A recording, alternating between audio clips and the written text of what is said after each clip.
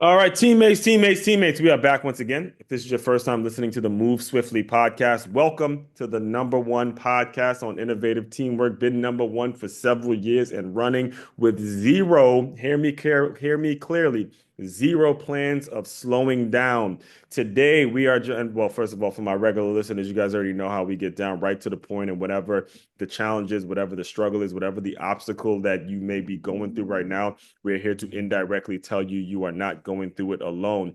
Today, buckle up, as you guys are used to now. Buckle up your chin straps, buckle up your seat belts, buckle up wherever it is you're listening to it from, because we have a gentleman, his name is Brian Fleming, who has an unbelievable story, has survived some absolutely crazy events, tragic events. But, when you listen to him speak, as I was doing my research, you guys know I do my research before I let anybody on, you hear a person who's moved on from it and has a deep, deep passion towards helping other individuals get over whatever fears may be bothering them in the mind. So, all that being said, Brian, welcome to the show. Hey, thanks for having me. Yes, my pleasure to have you. And like I had mentioned to you before we started recording, I'll never forget there was a time where I played football from 7 all the way to 22, and I remember getting to college and there was a fight that broke out, and our coach told us, guys, this isn't war. You guys aren't in the military. You're playing a game. I know we want intensity. I know we want, but it's not war. He goes, if you want war, if you want, I'll bring in some veterans and I'll have them talk to you and I'll explain exactly what that looks like. And I bring that up because so much of your story stems from some of the things that you learned in the military. So I'd love for you to just kind of give your background just a little bit, kind of, how you grew up, where you came from, and then we'll get into a lot of the self-development work that you do now. Yeah, I grew up in southern Michigan, a town called Jackson, Michigan, about an hour west of Detroit. Wolverine And fan? I guess I mean Okay, they were the home you team. gotta make I sure mean, you got the right team. I'm like a my like my my family was more than me. I We had the Wolverines, 40 minutes east of us, and we okay, had the Spartans in Lansing, 40 minutes north of us. okay, so So it was like, hey, I don't really. All we knew is as long as Ohio State loses, we don't give a damn who wins. we see it So. eye to eye. We see it eye to eye. We're good. All right, just making sure, man. A lot of regulars. I'm I psychotic Michigan Wolverine football fan.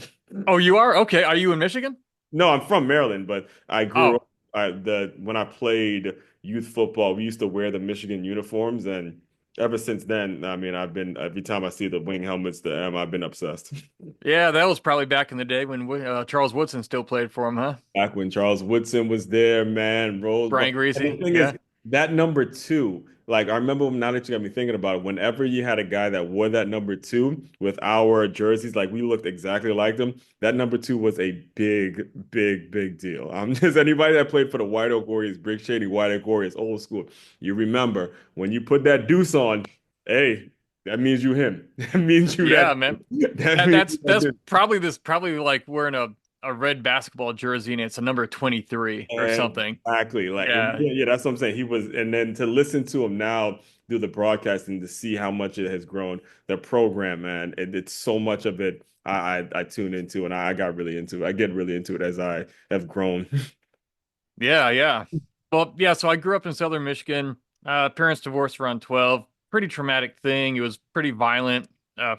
First time in my life I'd really realized that if I'm going to get by in life, everything's truly up to me. Hmm. Mother moved to Florida. I stayed in Michigan where my dad was. Then he went to jail. So then I'm 12, I'm 12 years old at this point, and it's like for the first time there's like no parents around, and what do I do? A whole big story behind that, but I always say that my parents' divorce actually mentally prepared me Hmm. to go through the war in Afghanistan. And some people might feel that's a little backwards, but it was traumatic enough to the point where it mentally kind of toughened and numbed me, Right. where it was just like you learn really fast. You get like a fastball in the face from 5 feet away. Right. How do you take it? You just take it and you roll with it. Hmm. And so ended up moving to South Florida near Fort Lauderdale, Hmm. North Miami, for the last few years of high school. Joined the Army straight out of high school there, Army infantry. This was in 2003. We'd just been in Afghanistan, a good year and a half, and that was still actually kicking off. And uh, yeah, I studied really hard. I wanted to actually go to college and become a doctor, and so I studied all that. And the first week of my senior year, I just had this massive change of heart. Again, things were escalating in Afghanistan. America was being, attacked from Afghanistan. Taliban was claiming responsibility, and so I just thought, two things. One, I've been to other countries, multiple other countries at that point in my life, even as a teenager. I realized like how good we have it in America. Like people complain about so much in America, but I Right. think I think 80% of the reason is because they've never had to see how the rest of the world has to live. And Yeah. so there was that. Like I didn't want anyone saying, "Hey, you have a great life in this country," because other people provided it to you. I wanted to at least do my part, Right. but then I also was sick and tired of studying so hard so long, and I wanted to jump out of some airplanes and shoot some big guns and blow some shit up. And so that's what I did. And it also came back at me a little bit as we'll learn in the story. Right. But yeah, and so I was assigned to the 10th Mountain Division, Uh-huh. and I was deployed to Afghanistan in 2006. I was a team leader in an infantry platoon, and I lasted 5.5 months of that deployment. Right. And during that deployment, about a month after arriving, I'll give you the short versions of these, but I was inside of two vehicles that were blown up and totally destroyed while we were inside them. The first one was a double stack of anti-tank mines that Hmm. were buried in the road on April 18th of 2006 in the Arghandab Valley. And I was physically unharmed. I was able to get out of the vehicle. It blew it up. It set it on fire. It threw it about 12 feet to the side of the road. This is an up armored Humvee, weighs about a ton or more, bulletproof glass for windows. One of my guys in the other back seat, the bomb went off underneath his seat, and so he was kind of just jarred by that, half conscious. I was able to get around to his door, drag him out of the vehicle. Another guy got out through that same door, Right. and two guys injured, both returned to duty within just a few weeks, thankfully. And then I had this crazy idea that I wanted to change my job from infantry to what's called EOD, which Hmm. is explosive ordnance disposal. Basically, they're the bomb squad. If it blows up, it's their business. If you see that guy running, you'd better be in front of him, that kind of thing. Right. Now, why I wanted to do that after being inside a vehicle that got blown up already, like a month prior, I have no idea what made me want to do that, but I got pretty infatuated with what that job and what they do.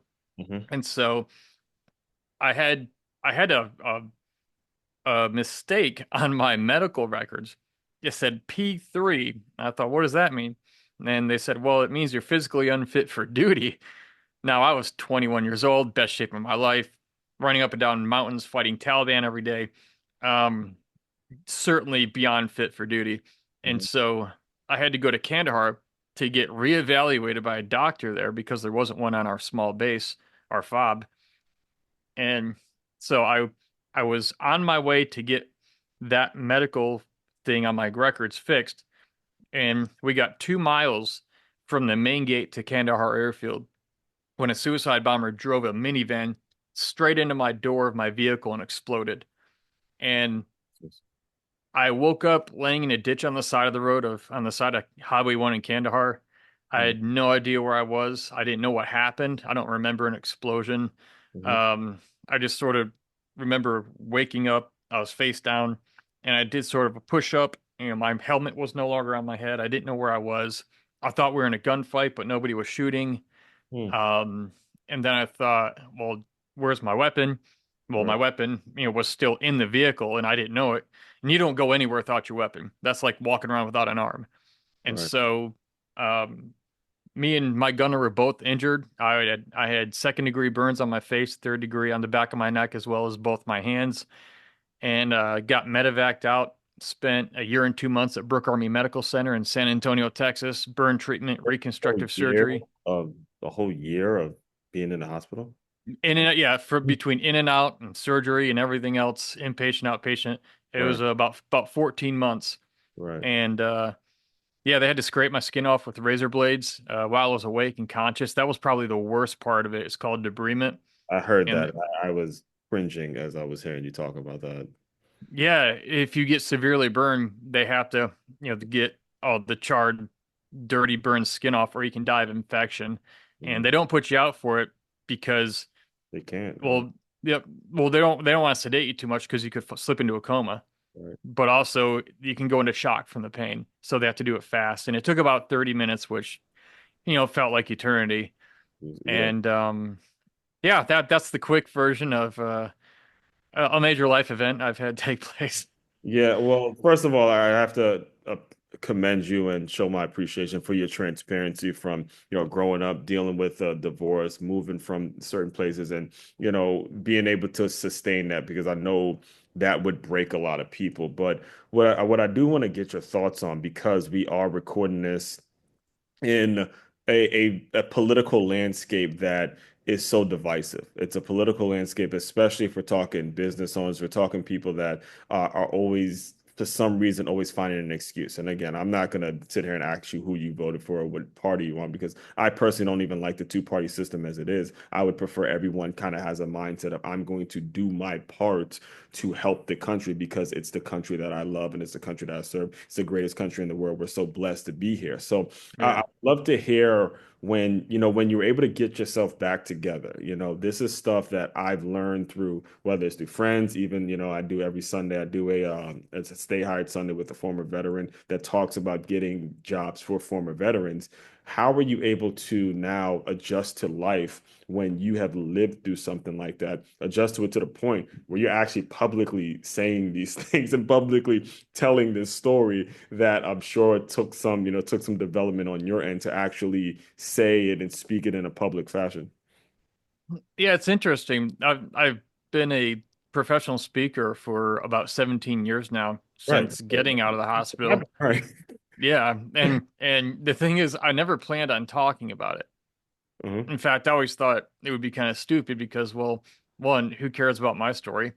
And two, um, I was around so many guys who were so much worse injured than me, so Hmm. much worse off that I thought, well, gosh, I mean, my buddy who was burned on 97% of his body, third degree, like, what the hell do I have to talk about? Like, Hmm. I can still walk around. I still look normal. For about 8 months I didn't, but then my face healed.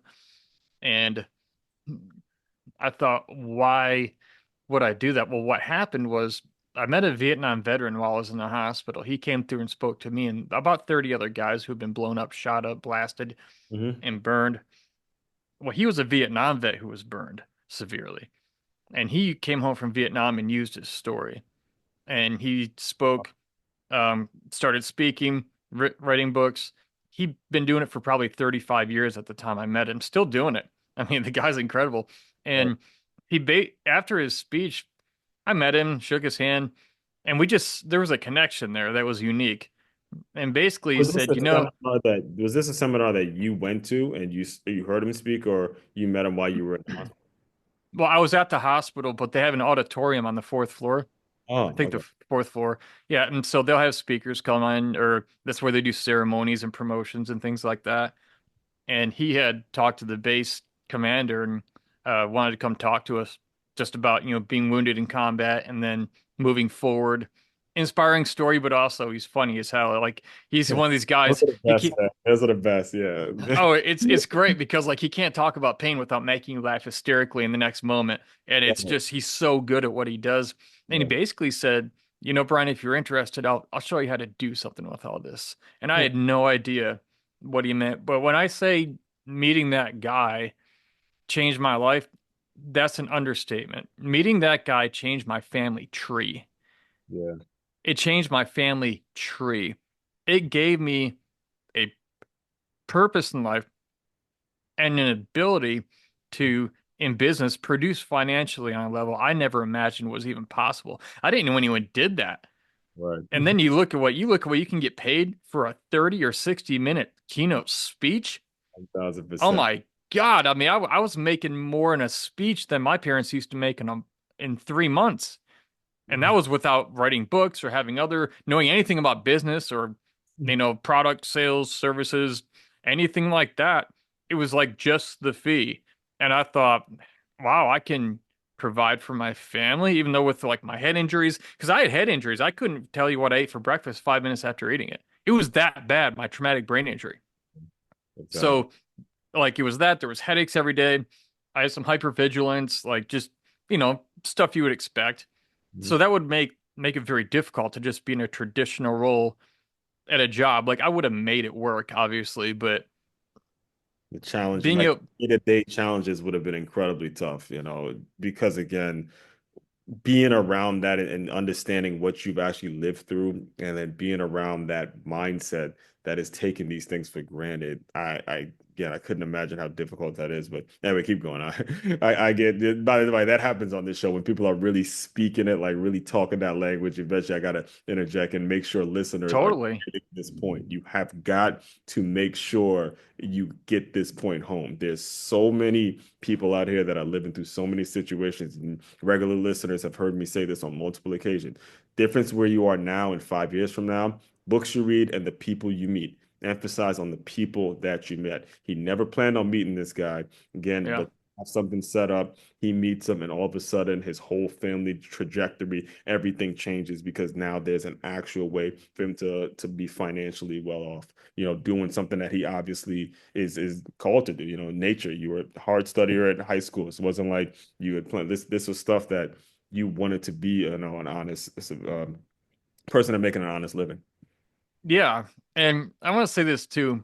It doesn't, don't ever judge or compare your trauma or challenges to someone else's.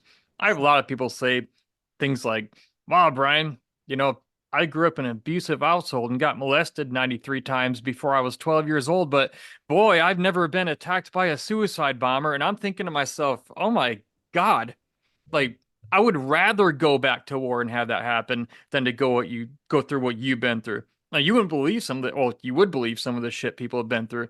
And people oftentimes look at someone they see as worse off and they go, wow, they downplay their own. And you shouldn't do that. Don't downplay your own experiences. We tend to do that, but don't discredit what you've been through and what you can take away from that because you're kind of cheating yourself. So I just Exactly. want to say, I want to say that because that's a very common thing. Yeah, and it's a Now, result. It's a result of what I was telling you before. These two-party, these making you feel like you got to be separate. Listen, we all have drama. We all have difficult things that we live through. You yeah. comparing your drama to somebody else's drama does no good for you. It does no good for you. Figure out how you could work together to do your part to make the country better. Again, this is why I trash that system in so many different ways. You wouldn't even, we would probably be on here for another 2 hours if we were to go down that route. Go ahead. I agree. So I'll tell you what the turning point was though. Uh, Dave Reaver is the guy's name, who taught me how to speak. He About a month after meeting him, I got a call from his secretary. She said, "Hey, Dave's doing this event up in Manhattan, Kansas, right outside Fort Riley, the Army base." She Mhm. said, "He'd like to have you come to the event." I said, "Okay, well, military doesn't pay me much. Plane tickets are expensive." She goes, "Oh, don't worry, we'll cover everything." I said, "You'll pay for it? It's free?" She goes, "Yeah, we'll fly you there for free." There you go. I said, "Well, I grew up poor, so free is good. You offer me something free, I'm going to take it." And I did. Damn good. Free sounds damn good. And so what happened was I didn't realize how many people were going to be at this event. Well, I was sitting in the front row, didn't really see it all filling behind me. Mhm. And Dave's up there speaking 20, 25 minutes. He's halfway through his talk. He looks right down at me and points at me and goes, "Brian, come on up here. Tell him about yourself."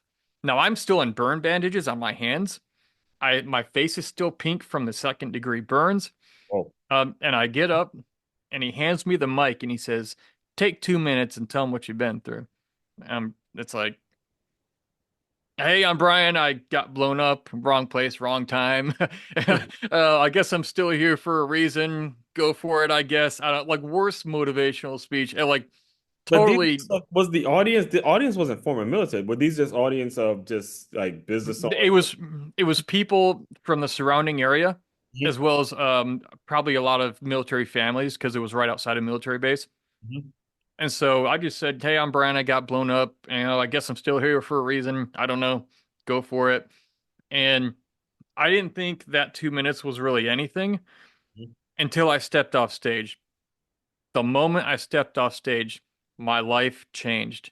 Right. It was a 1 degree shift. It was little, but it was huge. Hmm. It's like in land navigation. If you're navigating a mile and you're 1 degree off, it's like, oh, you're 10 feet away from the target. But if Right. you're going 1,000 miles and you're 1 degree off, you're going to be probably 200 miles away from your target. Right. Now, this actually worked to my benefit and in my favor. And here's my point.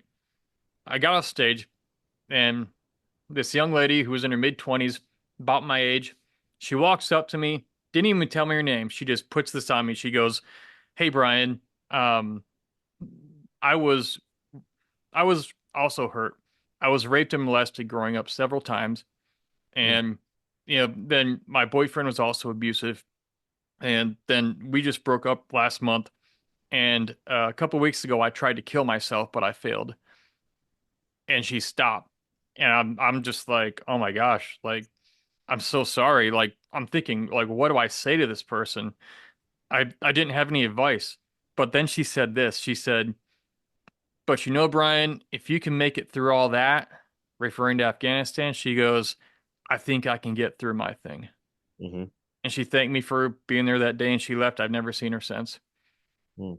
Now, that was people say I helped her, and I didn't mean to. I agree. But also, she helped me in a way I didn't know. Hmm. And I didn't know what happened in that moment for about 5 years after it happened. And I realized what it was when I was reading a book called Man's Search for Meaning by Viktor Frankl. One of the best books ever written, period. If you haven't read it, go read it. And one of the things he says about uh, going through pain and suffering, because Viktor Frankl is a Nazi prison camp survivor. His whole family was killed. And he had like I mean, the odds of him getting out of there alive were insanely small. Right. Well, he was an Austrian Jew, a psychiatrist, a very brilliant man, very intelligent. When it came to suffering, he has a line in that book. He said this. He said, "In some ways, suffering ceases to be suffering at the moment it finds a meaning." And I'll say that again. In some ways, suffering ceases to be suffering at the moment it finds a meaning. So, what happened in that moment when I met that lady was I discovered a shred of a sense of meaning in my suffering because it had helped her. I thought, wow, like I wouldn't have been here today. Who knows? Maybe she would go home and kill herself or try it again. Right. I don't know. But I went to Dave after the event and I said, I don't know what just happened. I said, but I have to do this. And Right. he said, don't worry, I'll show you. It wasn't like, hey, I'm thinking about exploring public speaking, Right. adding that to my career path so I can make more sales and blah. Like, no, it was like, I don't know what just happened. I have to do this. Will you help me? I'm gonna do it or die trying. Will you help me? It was Right. something that came out of me that I didn't know was inside me. Right. And it was redeeming for me, but also the reason for that is because there was redemption for her to an extent. Right. And what's even cooler is that people who are standing around observing an interaction like that, they also benefit from watching it. Isn't Exactly. that amazing? Exactly. And I tell folks all the time, I do a lot of takes, I do a lot of public speaking, and I tell people all the time, it's because there's a point where you don't feel like you're by yourself on these stages. You don't feel like you're by yourself behind these cameras. You know what you're doing is actually helping somebody save their life. And it's not a essence of being cocky or feeling like you're God or anything like that. It's genuinely Yeah. putting my heart into it. And I know that it's not just me. It's also my grandma. It's also a coach I had. It's also the people that have been in my life that I know are with me regardless, are going to be with me sort of in spirit. So, when you get to that point and you have that, absolutely, that's a life-changing thing that she told you. Walk us through how you were able to now, or how is David, right? The one that helped you like create the business. Dave, yeah. Dave, right? Walk us through how you get to that point, and then eventually you're able to turn it into something that is now a full-blown business. And this is kind of this is what you do now for close to 2 decades at this point. Because I know that's another challenge is getting in the speaking business. I know is a challenge in itself and figuring out Yeah. who you're going to work with, what gigs, you got to do some free stuff. You got to do a lot if you're going to make it in the speaking business. Just putting it out there for you guys now. So you better have a story that you really truly believe in. Yeah, well, I had a very I've had to work for everything. I'll preface it with that. Like Mhm. everyone else, I did have a unique advantage of a guy who wanted to help me share my story. He was is very successful at speaking.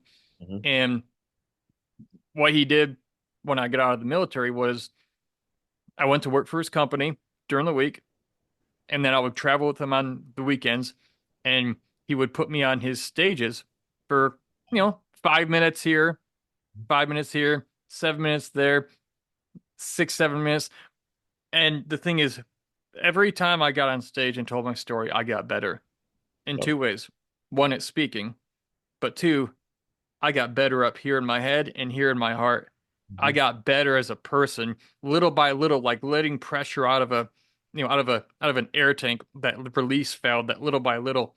Right. So now he did that for me, but I still on the side had to start booking my own gigs Mhm. and doing my own thing. And that only lasted the first, 9, 10 months, about a year. And then, it was time for me to jump out of the nest and sort of fly. Mhm. And so the big thing is this. It's like any other business. People pay money for value. You have to provide value, which means, and value always comes in the form of solving a problem people have. Mhm. So in speaking, it was, well, what problem do people have? Well, people have trouble overcoming challenges. They have trouble being resilient. I had to look at, I would go to the Speaker Bureau websites before I even was represented by them. I am now, but I would look and go, what are like the biggest topics they have? Because those are businesses and Right. they only book topics that make money because they're a business. Right. I would see things like leadership, teamwork, uh, things like that. I would say, okay, well, resilience is kind of my message. Mhm. How can I adapt that? Well, I started getting booking, creating talks and getting booked on how to be a more resilient leader, how to be, how to create resilient, productive teams that win more. So Mhm. I was taking the topics that are already being paid for and in demand, and I put my unique spin on it, my own angle, which is what you have to do to stand out. You have to have your own angle, like your own. You can do the same thing as everyone else, but if you have a very unique way or brand of doing it or an angle, like, oh my God, like it's like you become a category of one if it's really good. It's almost like you had mentioned when that 1 degree turn may not seem like a lot, but a lot of us, again, content creators and speakers, we're speaking on very similar topics. But if you want to really last and go the distance, so to speak, is you have got to have something unique because there's so many out there. And if you're not unique, again, you're just gonna get lost in the shuffle. Yeah, and one thing I would do is like I would make it like glaringly obvious. I'm Mhm. like, all right, I got injured by a suicide bomber. Crazy story. It is a little over the top of a story. Like, wow, that doesn't really happen to people, thankfully, but it did me. So I'd start integrating that into my marketing messaging. Like, a suicide bombing survivor talks about overcoming challenges. Mhm. Or suicide bombing survivor talks about the three biggest ways to overcome, your worst challenges or something, like, because it's instantly within credibility of my story. I use my story as the foundation, but my talks are not my story. My story is only the first maybe 10, 12, 15 minutes of my talk. The rest of it's actual content. But when when I would call a military coordinator and say, "Hey, my name is Brian Fleming, formerly Sergeant Fleming. I was a team leader with an infantry platoon with the 10th Mountain in Afghanistan. I was injured by a suicide bomber. I'm a Purple Heart recipient."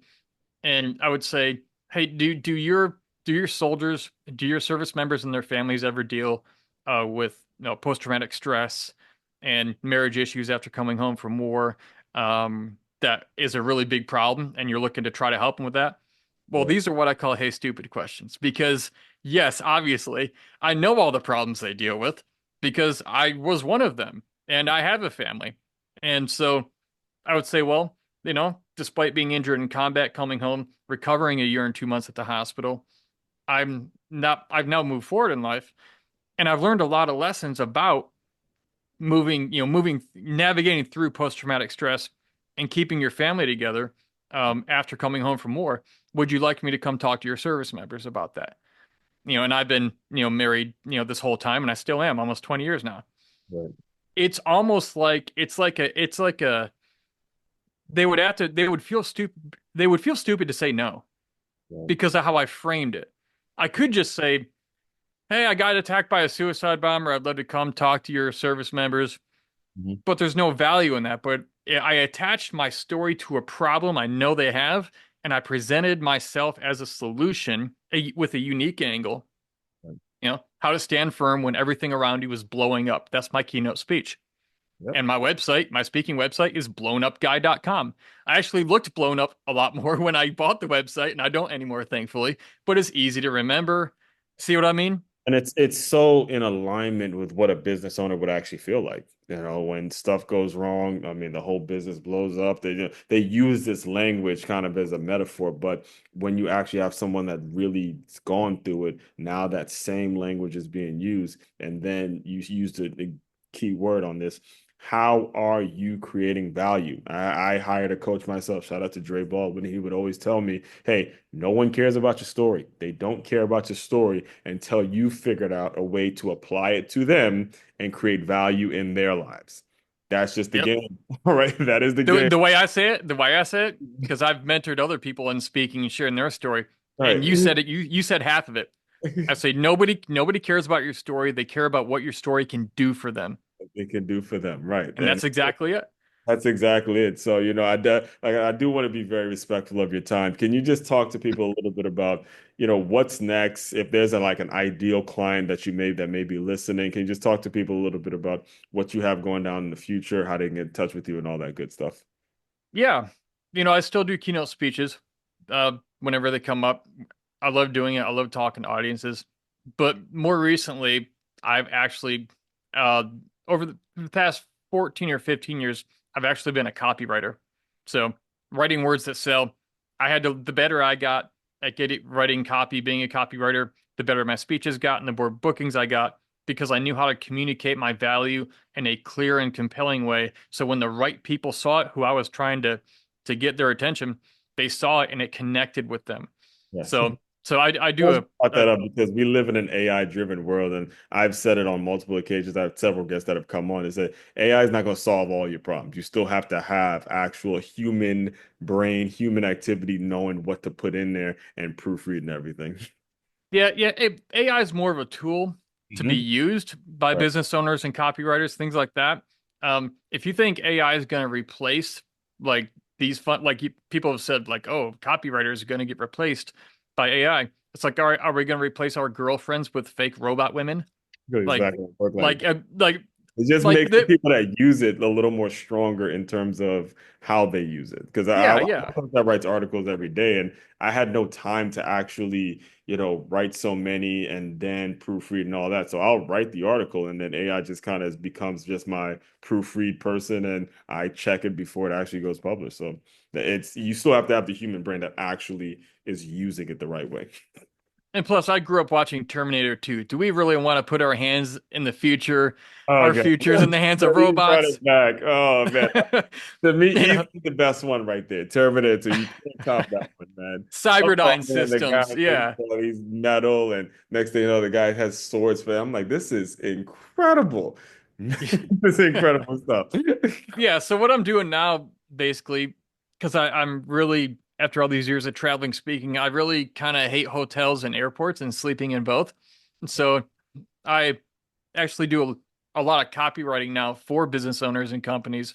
So in essence, I write words that make your business money because everything you sell more when you use words that resonate with people. And what a lot of businesses, a lot of company, what it doesn't matter what size you are. You could be a mega billion-dollar company or you could be a small business owner.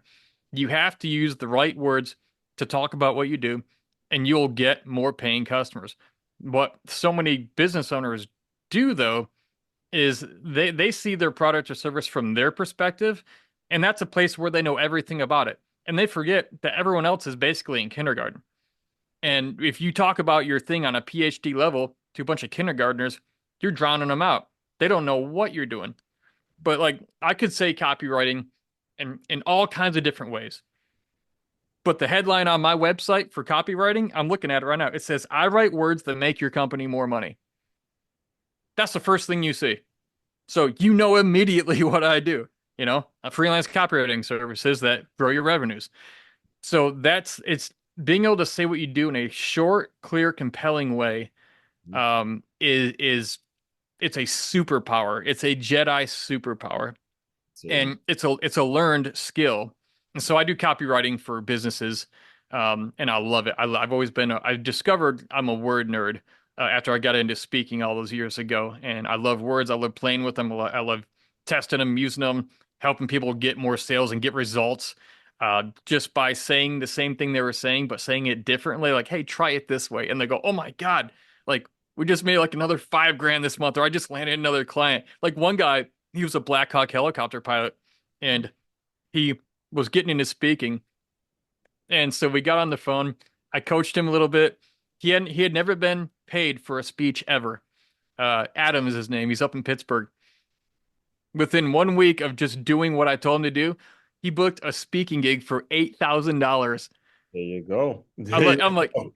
dude, it's in what you're saying. It's like, how are you saying it? Like, it's so fun to not just write the words, but to watch people get results like that.